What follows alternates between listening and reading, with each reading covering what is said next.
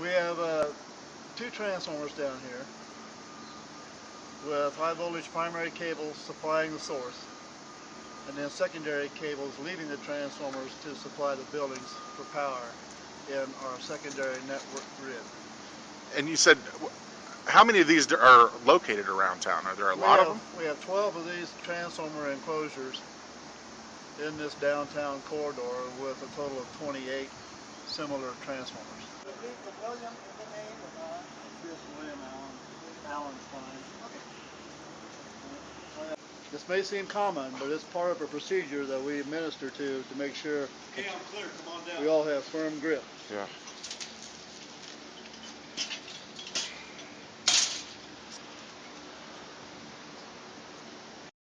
What a transformer says it does, it transforms the voltage from this 13,000 volts down to the 120, 208. This is the low voltage side of this transformer.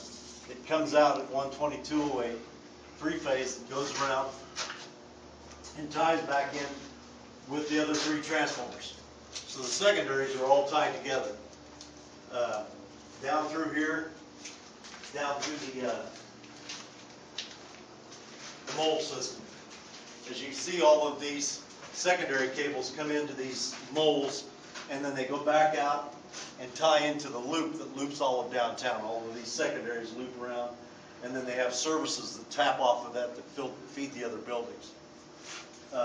As you can see, every transformer, all three of these transformers are tied together. Every one of them has a network. A little bit ago, about how old is this system? And This was created, our records show, in the late 1930s.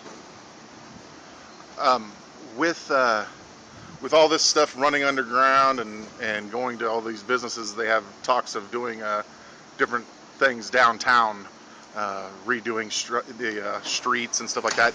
Will that affect what you guys have underground? It depends on the extent of their construction. If they're going really deep into our subterranean areas, it might get into our grid system. If they're just doing something on the surface, replacing streets or asphalt, it might only affect the street light circuit. They're not buried as deep. Just depends on the nature of the construction. How deep are these vaults usually? Our system runs anywhere from 5 feet deep to 12 feet deep, sometimes 3 feet deep on the particular terrain. That's spotted on the end, and there's no way to get them apart. And the glass cracks, these are the ones that have been there during the inspection of the system that we're changing now. Get rid of those because they're very difficult, very dangerous to work in. And if they fail, we don't have any replacements for them. We're upgrading to a newer system. Now here are the old type of switches we're trying to get rid of.